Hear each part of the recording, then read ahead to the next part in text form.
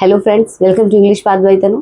जैसे कि आप सब जानते हैं, हम लोग डेली डोज में इडियम्स पढ़ रहे हैं, इडियम्स एंड फ्रेजेस, जिसमें हम स्टार्टिंग इडियम से कर रहे हैं। और ये इडियम सिर्फ ना ही आपके एकेडमिक बल्कि कॉम्पिटिशन एग्जाम्स के लिए भी बहुत इंपॉर्टेंट है। तो इनको पढ़िए। डेली मैं आपको कोई 4 to 5 ही इडियम्स बताती हूँ, एक्सप्लेन करती हूँ और विथ एग्जाम्पल एक्सप्लेन करती हूँ। बिकॉज एग्जाम्पल जानना इसलिए ज़रूरी है क्योंकि आपको पता होना चाहिए कि किसी सेंटेंस में किस तरह से किसी इडियम्स को यूज़ करते हैं। ऐसा नहीं है कि जैसा इडियम्स लिखा है सेम वैसा ही लिख दिया जाता है, ऐसा नहीं है। उसको उस सेंटेंस में फिट करने का एक अलग तरीका होता है। इडियम सिर्फ एग्जाम्स के लिए नहीं इंपॉर्टेंट है। अगर आपको अपनी इंग्लिश को एडवांस करना है, अपग्रेड करना है, अपनी राइटिंग स्किल है आपकी, आप कुछ लिखते हैं, आप राइटिंग करते हैं इंग्लिश में, या फिर आप क्या कहते हैं स्पोकन इंग्लिश में हैं, तो उसके लिए भी इडियम्स बहुत ही इफ़ेक्टिव होता है। जैसे कि आप देखते हैं नॉर्मली सेलिब्रिटीज़ क्या करते हैं, या वेल नोन पर्सन ऐसे कई हैं जो इडियम्स का यूज़ करते हैं और अपनी स्पोकन इंग्लिश को क्या करते हैं, एडवांस लेवल पे ले जाते हैं। ठीक है, तो चलिए स्टार्ट करते हैं कुछ इडियम्स जो आपके लिए बहुत इंपॉर्टेंट हैं। आइए स्टार्ट करें। फर्स्ट है to throw one's hat into the ring. अब सोचो, मतलब किसी की टोपी रिंग में फेंक देना, क्या मतलब है? To join a contest, election और रेस। मतलब किसी कॉन्टेस्ट, इलेक्शन या रेस को ज्वाइन करना। ठीक है, किसी रिंग में फेंकना हैट। अब मतलब मान लीजिए, अब इसको क्या है, देखिए इडियम्स क्या है, इसको थोड़ा समझिए। अगर समझ के पढ़ लेंगे तो रटने की ज़रूरत नहीं है, क्योंकि रटने वाली चीज़ें भूल जाती हैं, लेकिन समझने वाली चीज़ें क्या होती है, हमेशा माइंड में बनी रहती हैं। मतलब किसी ने अपनी टोपी रिंग में फेंक दी। रिंग क्या है? जो खेल का होता है, जहाँ पे इंसान जीतने के लिए जाता है, खेलने के लिए जाता है।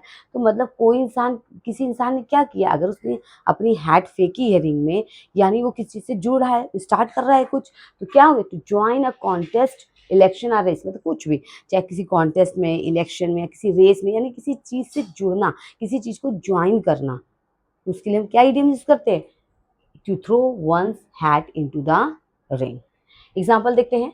The mayor will throw his hat into the ring to run for governor next year.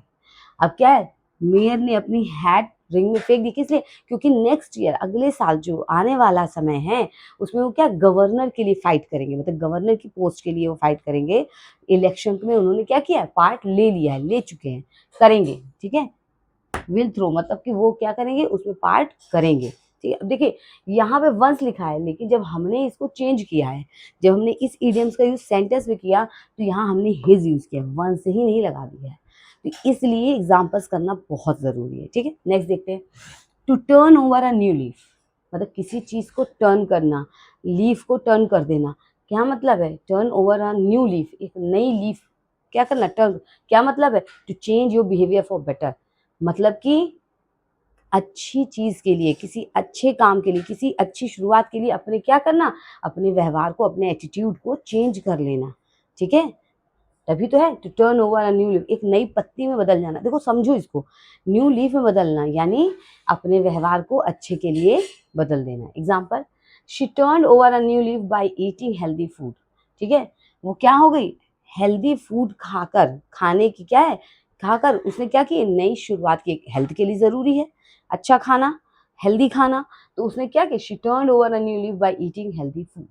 ठीक है, next, to look daggers at someone. Daggers क्या होता है?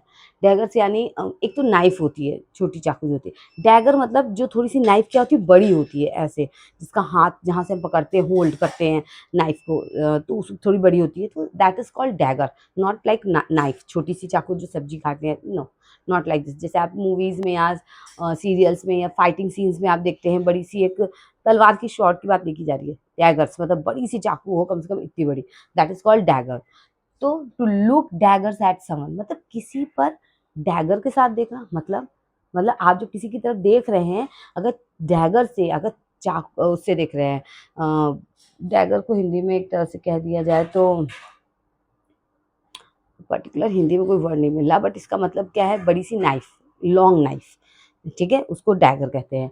तो क्या है, उस उससे लेकर टू लुक डैगर, डैग मतलब एक डैगर की तरह, एक चाकू की तरह, एक मतलब एक बड़ी सी चाकू की तरह आप क्या है किसी की तरफ देख रहे हैं, यानी क्या है अगर आप कोई नाइफ जैसी चीज़ ली है, डैगर जैसी नुकीली चीज़ ले ली है खतरनाक, यानी गुस्सा होगा, कुछ निगेटिविटी होगी।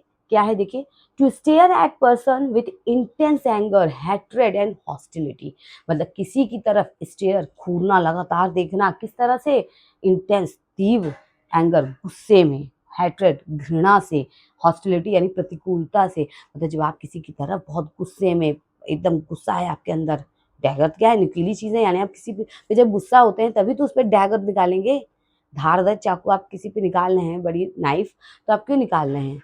इसीलिए तो निकाल रहे हैं धारदार हथियार कि आप उससे गुस्सा है, बहुत ज़्यादा नफ़रत है। तो जब आप किसी की तरफ बहुत गुस्से में, नफ़रत में, हॉस्टिलिटी यानी प्रतिकूलता, मतलब आपका बिहेवियर उसके प्रति क्या है, अपोज़िट है। अपोज़िट से मतलब नेगेटिव में ही है। तो क्या होगा, तो हम इस इडियम्स का यूज़ करते हैं, क्या है, to look daggers at someone. Example, he looked daggers across the room during the argument. ठीक है? उसने क्या, ही लुक्ड डैगर्स अक्रॉस, मतलब आर्गुमेंट के दौरान पूरे रूम में क्या किया, लोगों को बहुत घूर के, हॉस्टिलिटी यानी बहुत नफ़रत के साथ, गुस्से के साथ, इंटेंस लुक के साथ सबको देखा। ठीक है? अब देखिए, to look daggers at someone की बात हो रही थी, लेकिन देखिए यहाँ ही लुक डैगर्स, यही ज़रूरी है। इडियम्स फ्रेज़ को विथ एग्ज़ाम्पल समझना इसीलिए ज़रूरी है कि आपको समझ में आए कि कितना क्या यूज़ करें। क्योंकि देखिए, कॉम्पिटिटिव एग्ज़ाम्स जो होते हैं, वहाँ तो इडियम्स फ्रेज़ेज़ में आपको ऑप्शंस मिल जाते हैं, ऑप्शंस आप टिक करते हैं। अगर सब्जेक्टिव है तो फिर वहाँ आपको लिखना पड़ता है।